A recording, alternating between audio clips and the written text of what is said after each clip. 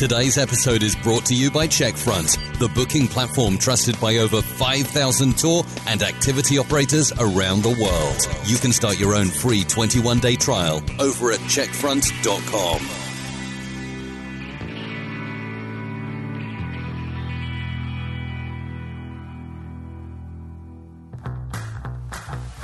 Welcome to the Tourpreneur podcast. Travel industry veteran Shane Whaley will take you on a journey with fellow tourpreneurs, sharing their tips, ideas, insights, and success stories to inspire you to make your tour business the best it can be. And now, please welcome your host, Shane. And welcome to Tourpreneur at Arrival, presented by Checkfront. We are joined today by Mina Okpi. How are you? Hello, I'm great, thanks. How are you? Fantastic. So tell us, what's the name of your tour? The company's called Black Outdoor Adventurers, and we're out of New York. New York City? New York City, New York, yes. Fantastic. So how did you get started with your tours?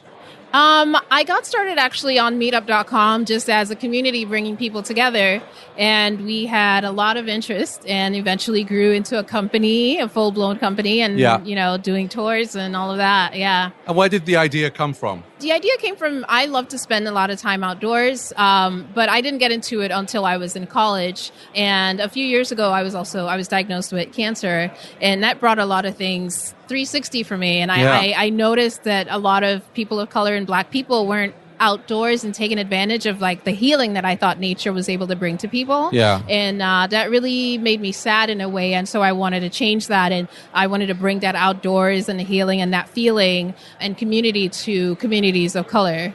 I can hear the passion in your voice. It's something you're very excited about. So how do you think there'd be demand for your tours and activities? To be honest, when I started, I didn't think there would be a lot of demand, and that's why it's kind of blown me away in what the amount of demand has been, because there was this whole underground community of people who didn't feel like they were being marketed to or spoken to by the general outdoor tourism industry, and so I think I just unwittingly hit onto that pocket of demand, and a lot of people are coming out and just expressing excitement that something like this exists, and absolutely. And they can be a part of it. Yeah, it was interesting. I was talking to a yoga tour company recently, and they were saying that they get people of all shapes and sizes go on their yoga tours because they use images in their marketing of all people and shapes and sizes. Yes. So I imagine that's also what you guys are doing as well. Absolutely, yeah. It's a big thing, I think, putting out there the imaging so that everyone feels that they're invited and they can feel comfortable in the space. Absolutely. I think there's many reasons why people of color and Black people don't necessarily feel comfortable just like booking any old tour. And we speak to a lot of those. And I'm sure other people could try to speak to those, but I'm not sure if they're fully aware of it. It might not be something they think about on a daily basis as they're running business, you know? I have to be honest, until we spoke here at Arrival, I'd never thought of it or thought of that being a challenge, of course. Yeah. So, but you're right, nearly every image I see of rafting or hiking is white people. Right. And I think that one of the big factors is a lot of Black people did not grow up doing outdoor things. Yeah. And so there's a big intimidation factor because they're trying things like hiking for the first time as adults. A lot of what we do is focused at beginners because a lot of these people are trying these for the first time. And sometimes it's, it's cultural, it's a lot of different factors. And so we work hard to ease them into things and make sure they feel comfortable in whatever space that they're in. So it must be a real marketing for tourpreneurs is a big challenge anyway. So I imagine it being more so for you. How are you going about getting that message out to the community? For us, like I said, when we started on meetup.com, and that's been a big help, and we're still a partner of theirs, and we still work out of there. But now we've grown. We have a website. We have social media, Instagram, Facebook, and all those different laterals. Yeah. And for us, social media has been, especially Instagram, has been one of our bigger marketing channels, as well as word of mouth. And we're actively involved in our community because we see ours not just as a company, but as a community first. So we do a lot of things with the community. We also do socials are very important to us because we want to continue the interaction and friendships that people build. We get a lot of repeat customers because of that, and people bring their coworkers and friends. Word of mouth, we like to call our customers ambassadors. So they bring a lot of clients to us, as well as our social media does a big part. And we're thankful that it keeps us pretty busy because of that, and also because we're in a niche market So for tourpreneurs who are listening in, what would be your top tip when it comes to Instagram to promoting tours? Instagram, I would say, I don't know, I find it hard because, you're working and you're posting. Yeah. And so you need almost someone else doing your social media. But if you can have that, or just like someone who's dedicated to that, I would say post often, talk naturally. I think a lot of companies feel like they only have to have like amazing, well-manufactured photos. And actually for me, as just like, I don't know, millennial, whatever, that turns me off. I like to see natural photos. I don't want your whole thing to look like it came out Staged. of an album. I want to see the people behind the camera as well. So I would keep it natural, normal, light, and just all of that. What can you do with your reservation software? Take online bookings and payment, manage your inventory, automate processes, and view reports and insights? Yeah, of course. But can you also send digital waivers, build a stunning website, and get help around the clock? What about optimize your booking channels, diversify your distribution, use your favorite tools, and choose your pricing model? With Checkfront, you can. One booking platform, limitless possibilities. Find out more at checkfront.com.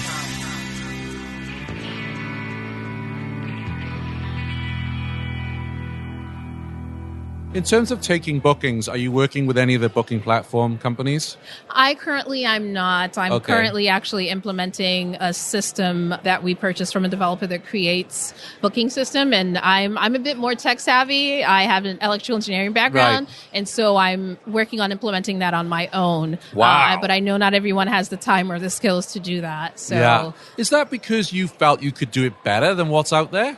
I do feel as if, and I might get myself in trouble, but it's hard because some of the companies create to a mass market. Yeah. And each individual tour operator has a different company that they would like to run a certain way. And so I did try a lot of systems, and I did feel sometimes that I was handicapped because some things that I wanted to do, I was not able to. And because I have the tech know-how, I have the ability to take a system and then customize it more to exactly what I need so that I'm not handicapped by the system that I purchased. Yes. If I want to spend a lot of money on a system, I wanted to do everything for me, and I was not finding that was the case. And so I decided to go the route that I have gone. I love that. I love that you're using your knowledge and your skills to build something for yourself. And I know a lot of our listeners will be jealous that we can't do the same thing because that's not an easy thing to pull off, right? No, I mean, if you don't have the know-how, you might have to hire a developer to take something that you purchased because it has the basics of what you need. It's just to implement it, working with WordPress or whatever system that you're using. I firmly believe that there's different ways to go about doing the booking system. And building your website, you did that yourself, or? I did, yes. What did you use for that? I used WordPress, and I learned it a few years ago when I started this whole journey of becoming an entrepreneur and leaving my job as an engineer. I learned the system, and like I said, I like to figure things out, and I love technology. Yeah. I'm always using a new tool. I use so many tools, it's not even funny. Yeah. So I love that process, and I love trying new things. And so for me, it was fun. For me, it's like designing and learning new things. And I know it's not the same way. I've spent a lot of hours on it, and I know it's not the same way for everyone. Yeah. So I use WordPress, the basics, but I just outsourced the new design because I'm like, I think also for tourpreneurs, we have to be really careful with our time, where we spend it. True. And for me, I have to be doing this, interviewing people rather than fighting with WordPress. I'm grey enough as it is, and I'm losing my hair. Yeah, and sometimes I have to do the same. I'll let someone else do it for me. Yeah. Sometimes I have to do the same. So you're doing this full time now? Since last year, yes, I left my electrical engineering job, and I'm doing this full time for better or for worse. But I had to make a decision at some point after, I was spending a lot of nights and weekends and time, and I felt as though I owed it to my community to try and give it a go. And so I hired a business coach to help me because I don't have a business background, and I felt as though I was struggling in some areas. And he really helped me, I think. And so I'm implementing some of his suggestions around pricing and a lot of things that I had no idea about. And so, it's really helped us transform from just like a little, hey, let's go do this, to a proper company where we can be sustainable. Yeah. Now, I have to tell you, yesterday I had an email from Bruce Rossard, top man here at Arrival, and he was blown away, as was I, when I read his email where he said, wow, we have a volunteer here. In fact, we have 2 volunteers who have come to help us this week because they heard about Arrival through the Tourpreneur podcast. Yeah, I heard the podcast maybe a month or 2 ago, and I heard you talking about Arrival, and I heard you talking about other tour operators, and I'd felt for the longest time very much alone as a tour operator. Yes. And so when I came across Tourpreneur, I was like, oh my God, this is everything I ever wanted. And so I love listening to the podcast, and I'm just so excited that I believe in community first, obviously, and I just, to me, I feel like I found my tribe this weekend, and so I'm really excited that I'm thankful to you that I found the podcast first of all, and I heard about this, and I was able to volunteer and meeting all these people. Yeah, thank you. Well, no, thank you, because when I hear things like this, and I've had a lot of compliments this week, and I'm quite a humble guy. I get quite embarrassed by compliments, but it just shows that, when you create something, same with your tour, or for any tours, that when we create it, and then the guests are really happy, and you get cards and thank you, it just, we all need to make a living and an income.